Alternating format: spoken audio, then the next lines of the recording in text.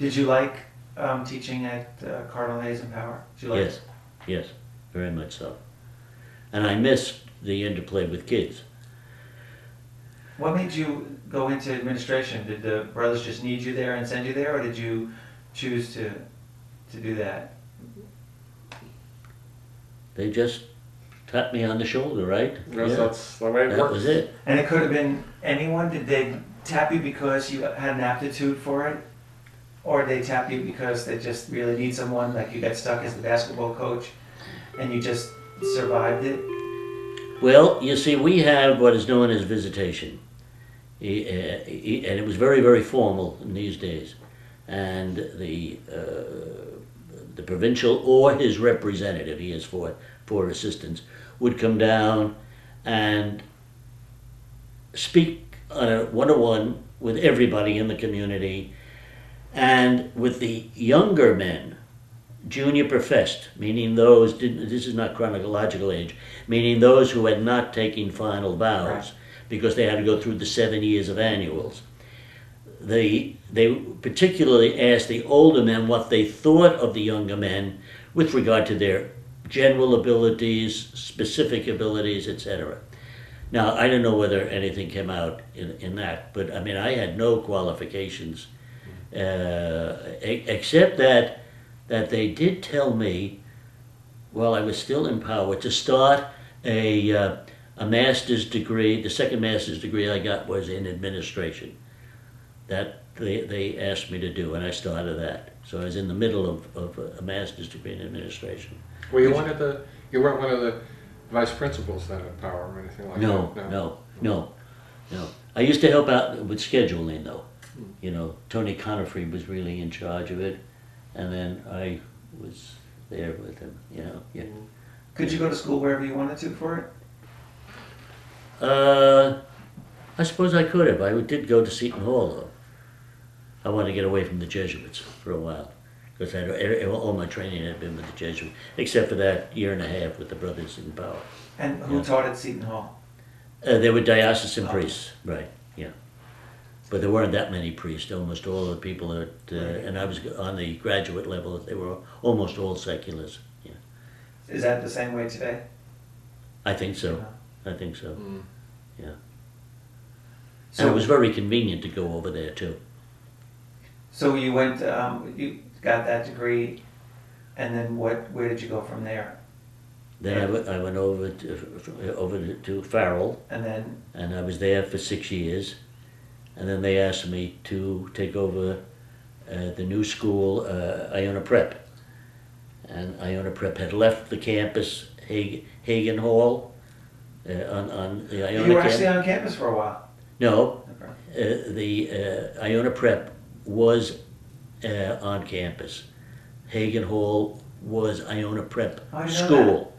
And in 1961 it was moved and opened a new campus up about 5 miles from here, not 5 miles, about 3 miles from here in New Rochelle.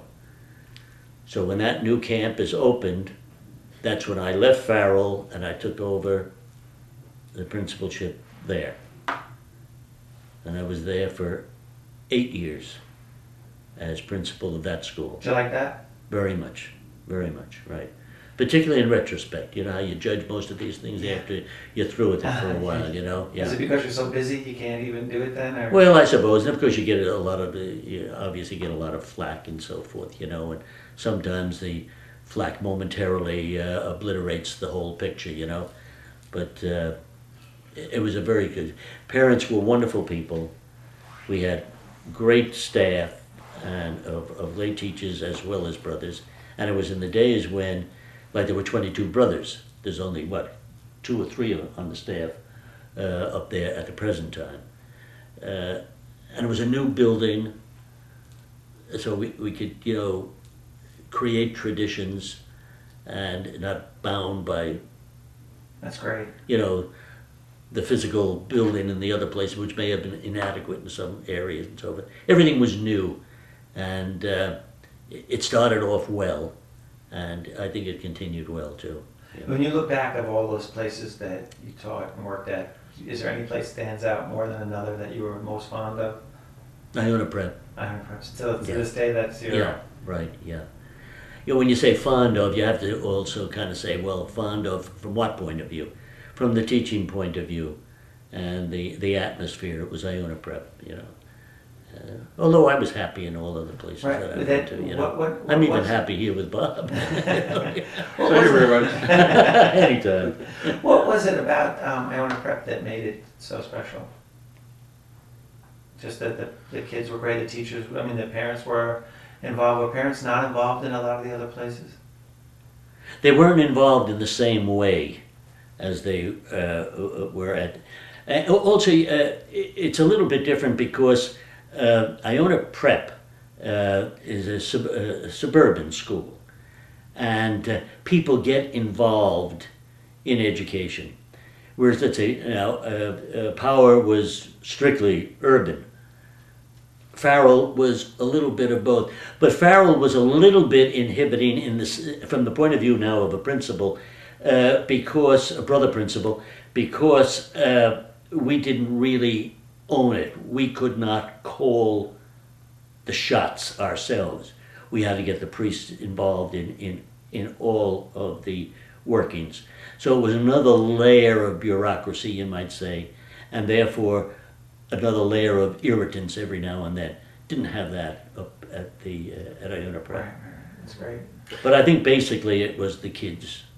And it was probably nice too because it was a new venture. Oh, the newness of it all, yes, yeah. right. I mean, that always, everything was new. Yeah. A new building, Sure, you know, and all right. that kind of stuff. We were building something from scratch, you know, right? And that's exciting. Yeah, That's always it is. exciting. Very much so, yeah. So where did you go from there? From the prep?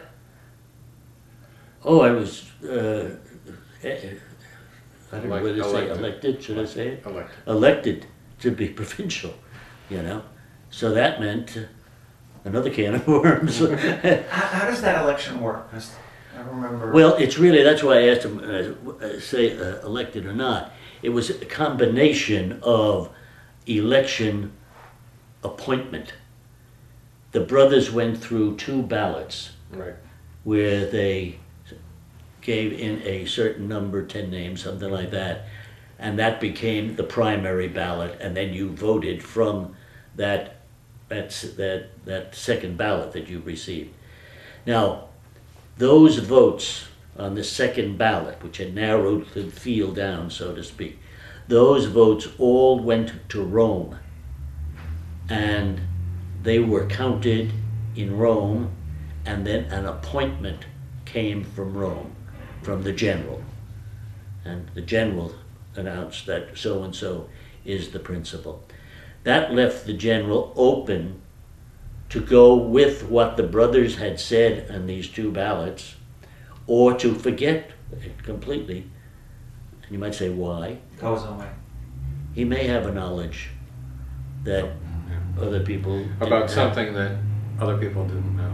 you know, yeah. And just to clarify, when he says the general, he's talking about the superior general. Because sometimes people say, oh, it goes to Rome, so the Pope. No, it's not the Pope. Not the Pope. It's the superior general who is the head of the brothers for the entire world. Yeah. So it's he and his consultors, we call them, that does that sort of picking and choosing. Now the provincial, is it 6 years? I forget. What the- It's now 4 years. No, It was, in my time it was 6.